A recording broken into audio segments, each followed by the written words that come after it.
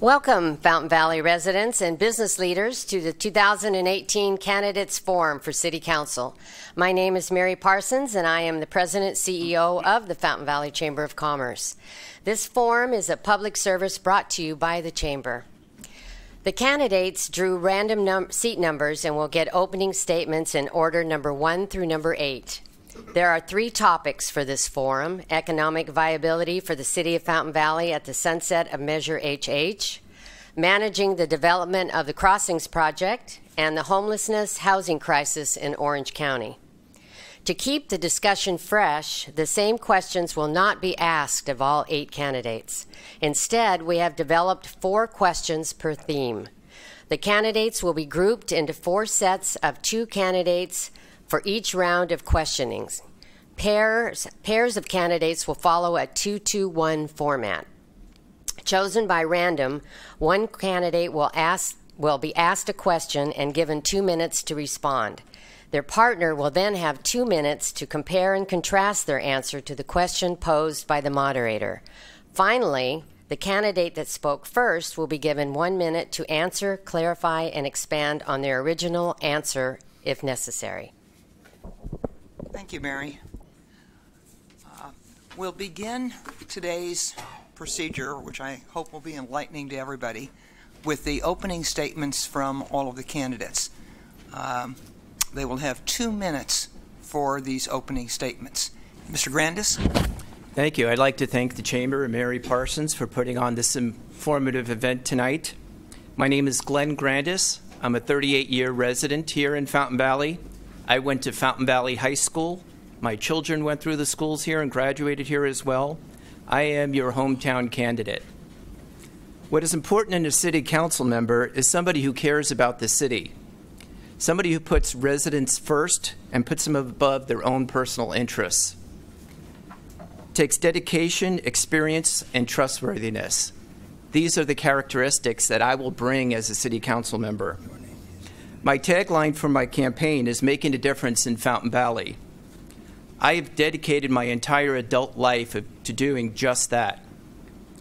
I am a 30-year member of the Fountain Valley Kiwanis Club, which is a community service group in our city, and I'm the founding director, past president, current treasurer of the Fountain Valley Community Foundation, which is the nonprofit arm of our city.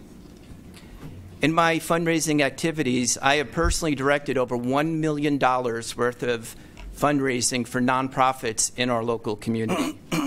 But it's not just my dedication to the city, it's also my experience that I bring and the qualities I bring to a city council. I have an MBA, and I've owned several businesses in the local community. This will help me tackle the financial issues that our city is currently facing. I have a plan to develop and grow existing as well as new business while still keeping it a nice place to live in Fountain Valley. I pledge no high-density housing in Fountain Valley. Please join the Fountain Valley Police Officers, the Fountain Valley Firefighters, the Orange County Association of Realtors in supporting my campaign. For more information on me, you could go to my website at fvstrong.com. And I'm asking and would appreciate your vote. Thank you. Thank you. That completes our candidates' opening statements, so we'll move to the area of questions. The first area that we'll be dealing with is the economic viability for the City of Fountain Valley when Measure HH expires. Question 2 will go to Mr. Grandis with Mr. Vo as the respondent. With limited undeveloped space in the city for new developments, what ideas do you have to expand new business opportunities in Fountain Valley? Examples might include allowing rezoning of updated restaurants or retail sites, working with the developers to modernize old office space, such as in the Crossings, to make room for new and vibrant businesses.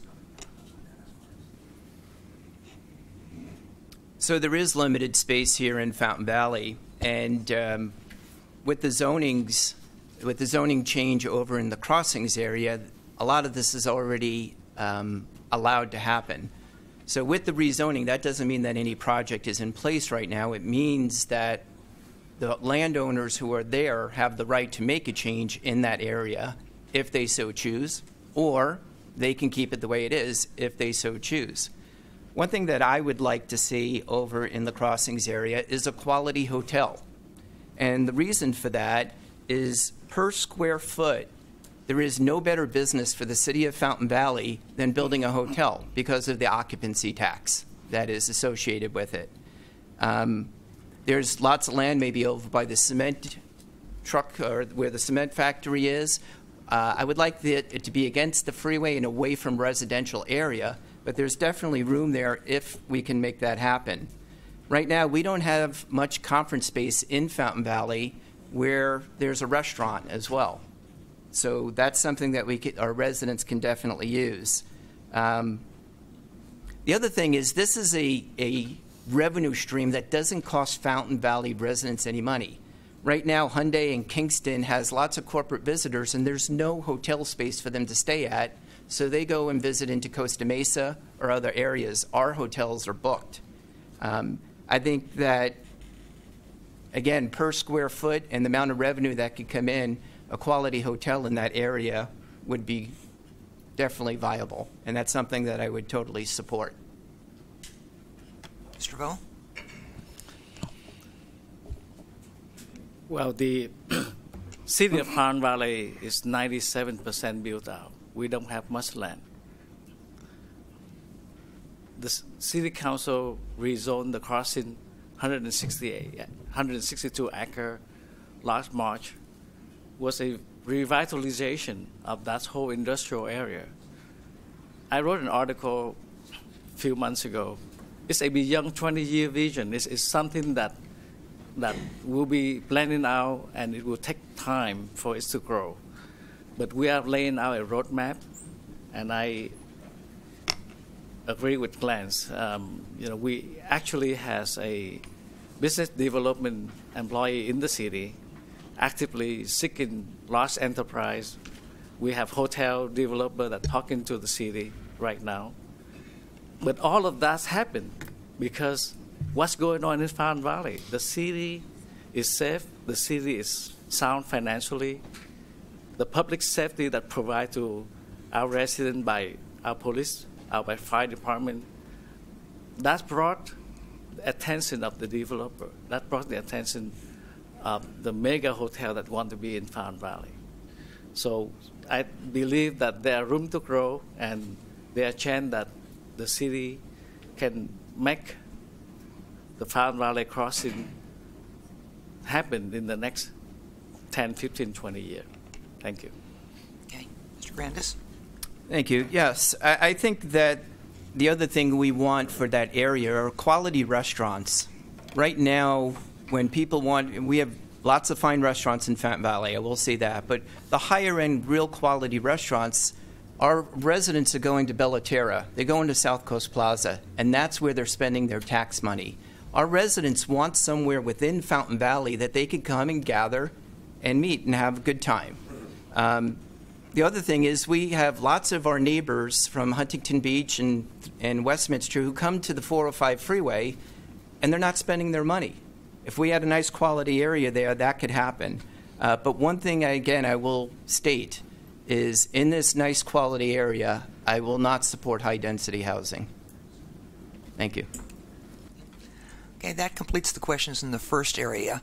We're going to move to the second area now, dealing with managing the development of the Crossings project. The new zone changes in the Crossings area will provide new business opportunities for Fountain Valley, and we'd like to hear from all of you about your thoughts in this area. So the next question will go to Mr. Harper, with Mr. Grandis for the response. The Fountain Valley Crossings project contains policies and regulations that have been specifically drafted to create high-quality new investments in the area and the city's old industrial area. Do you agree with the vision that the Fountain Valley Crossings creates for the future of the district? If you agree, why? Or if you disagree, why not? Mr. Grandis. Well, my first question dealt a lot with the same area, so I'm going to touch a little bit more on some of the issues with the Crossings area. First off, the freeways, as we all know, every bridge in Fountain Valley is coming down, and I don't believe that we should start any kind of construction in that area until the freeways have been completed. But that does not mean that we're not out talking to potential investors today about what the potential opportunities are there. Because, like Mr. Harper said, it's going to take a long time to coordinate everybody to sell the area, have somebody buy it, coordinate it, et cetera. But if we don't start talking about it now, it won't happen for 20 years versus 10 to 15 years. The other issue that's in this area that nobody's mentioned yet is the traffic considerations. So I've met with OCTA, and one thing that they told me is that they could county-wide sync our traffic signals. It's expensive, but it's something that they can do to help alleviate this problem in that area. And I would definitely think the city of Fountain Valley, along with our fellow cities in the county, should do that. With my additional time, I do want to touch on the police pay issue. And our city council and our mayor are very proud that we've hired 13 new officers in the last year, and that is good. That's a good thing. But my question is, why did we lose them in the first place? And the reason is we have one of the lowest paid police forces in the entire county. And what we do is we go out and spend a lot of money to recruit and to train and to hire these fine gentlemen. And then they go over to the next cities and they move on, and then we're spending all this money again to recruit and train, et cetera. I don't think we should have the highest paid police force. We should be somewhere in the middle, not at the low end, because our city right now is being penny wise and pound foolish in this area. Thank you. Mr. Harper. Thank you. I think the traffic, when a lot has been made of the traffic and what the new development may have impact on the traffic, and I think it's a little bit overstated.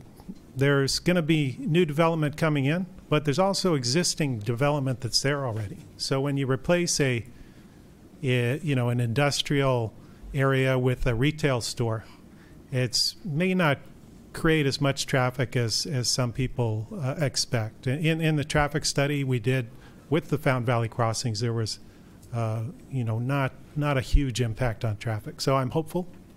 Most of our traffic comes from other cities, but I'm hopeful that the traffic will be much less than people are expecting. That completes our second major area. We're moving to the third area, dealing with the issue of homelessness and the housing crisis in Orange County. Homelessness has become a very large issue, not only in Fountain Valley, but in all of Orange County. So we're going to explore this area with a few questions. The first question will go to Mr. Grandis, with Mr. Tucker as the respondent. What responsibility do the residents of Fountain Valley have for the Orange County homeless population? How could the city of Fountain Valley pay for the costs associated with the homeless population in Orange County?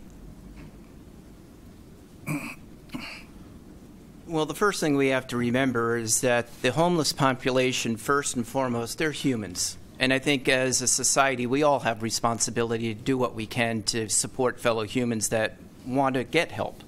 The Orange County homeless population, the city of Santa Ana just this last week announced that they're going to open up a 600-bed shelter. And that's going to help a lot, because now we have a place where people can go. Again, we have to be compassionate. We have Officer Vega, who's I know his family quite well. He's been working with the county social worker once a week, that he goes out on patrol, and he knows a lot of the homeless people that are in Fountain Valley. And I think that that's something that, talking with our police chief, that we could actually double this resource to maybe twice a week, again, riding along with a county social worker and making sure that we inform people that are on the streets, about the resources that are available. A lot of cities ticket these people, and that doesn't help, because they can't afford to pay for it in the first place, and all that does is make the problem worse. But the second part of that is that we have to maintain the safety of our parks and our children. So that doesn't mean we allow them to break the laws, and we have to enforce the laws of our city. But again, with the county is picking up a big portion of the cost of the new shelter, And I think that the limited cost that it would cost the city of Fountain Valley maybe to have a second resource to make sure that we're protecting our children and our parks is well worth the investment. Okay. Mr. Tucker? I don't think my answer is going to be the politically correct one. But if you ever watch Field of Dreams, build it and they will come. If we build a first-class homeless shelter here in Fountain Valley, we're not going to have 40 homeless or 60 homeless. We're going to have 400 or 6,000. The homeless issue is a major, major problem, but it's a systemic problem. It's not something that's going to be solved right here in Fountain Valley.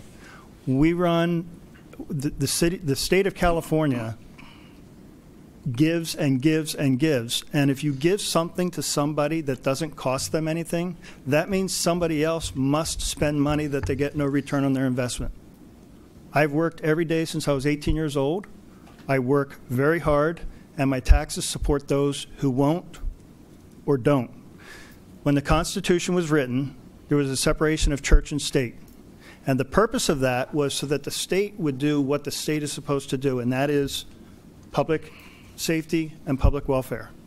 The homeless issue can be tackled by the churches, whatever you call a church, whether it's a synagogue, a church, a food bank. That is where the homeless issue needs to be solved, and we need state funding to do that. The City of Fountain Valley residents are not responsible, in my opinion, to financially take on the burden of the homeless, and if they do, it will become astronomically expensive. Thank you. Mr. Grandis? Well, Mr. Tucker, I never said that we should build a shelter in Fountain Valley. I would never support that.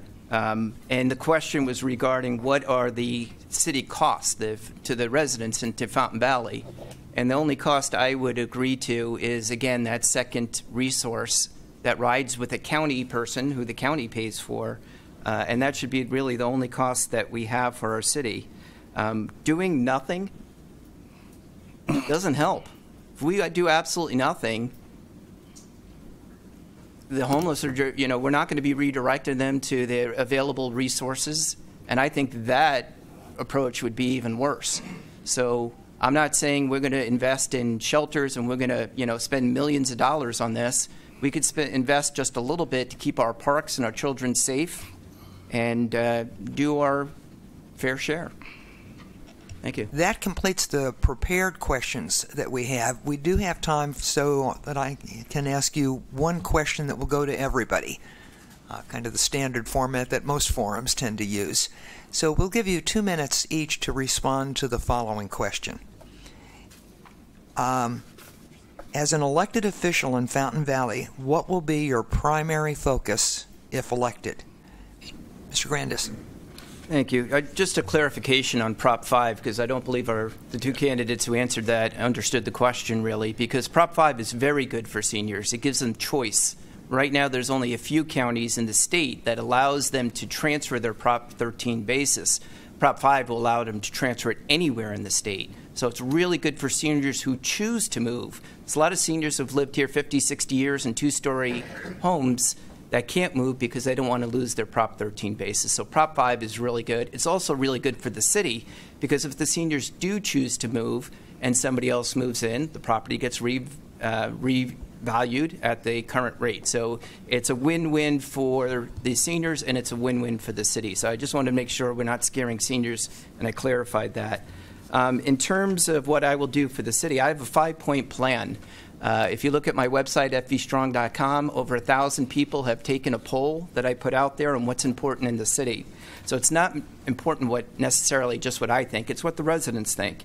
And the big thing is no wasteful spending. Right now, I met with the finance director. We have $95 million worth of liability on the books when you include everything in terms of the pensions, et cetera. The other thing is we just put in HH. We need no new taxes. I think with the budget that we have, that we can maintain public safety as well as, balance the budget. The other thing I would say is if we do everything right within the city and with this growth, that I would like to see us stop HH or lower it maybe after 10 or 15 years if we could. The other things I would cover, I know I'm out of time, but measured growth is really important, measured and responsible growth, as well as the homeless issue. And I'd like, again, refer you to my webpage, fvstrong.com. There's a lot of information on all these topics. Thank you. Thank you. Okay, now we're going to move to what could be an interesting part of this discussion.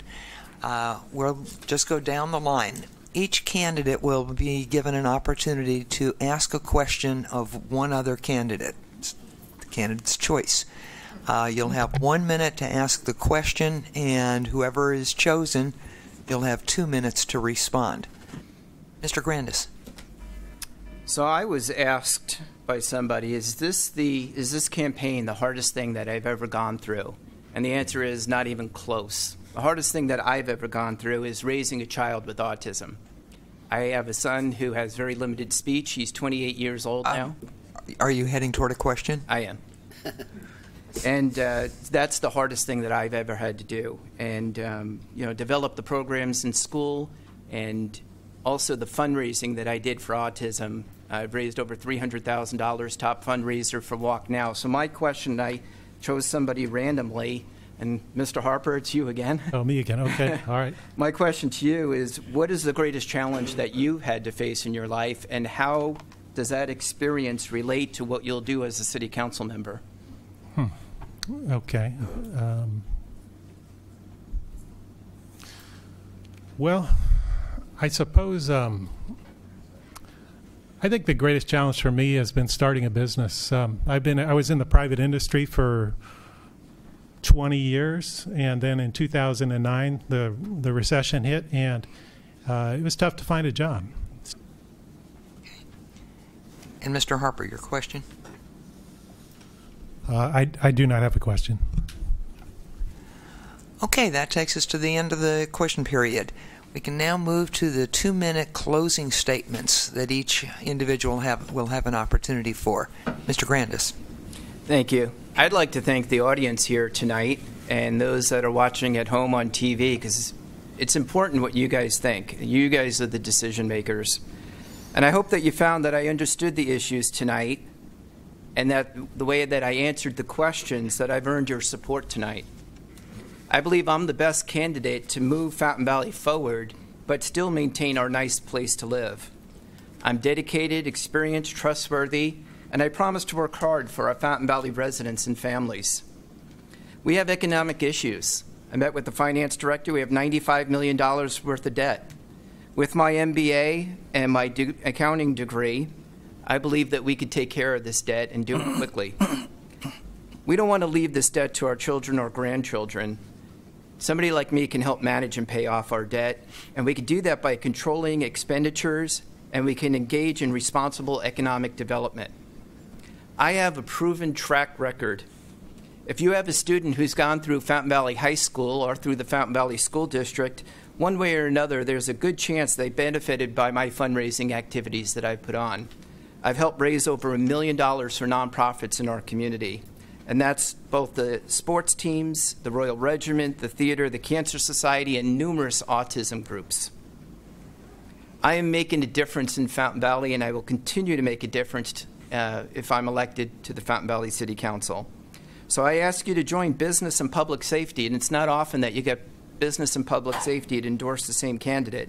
But business leaders like the Association of Realtors, the Fountain Valley Police Officers, the Fountain Valley Firefighters, and hundreds of community leaders and residents all have been supporting me. Again, look at the website, fvstrong.com, for more. I have tons of videos and tons of information about me and about what I stand for and what's good for our city. And I ask that you vote for Glenn Grandis for Fountain Valley City Council 2018. Thank you.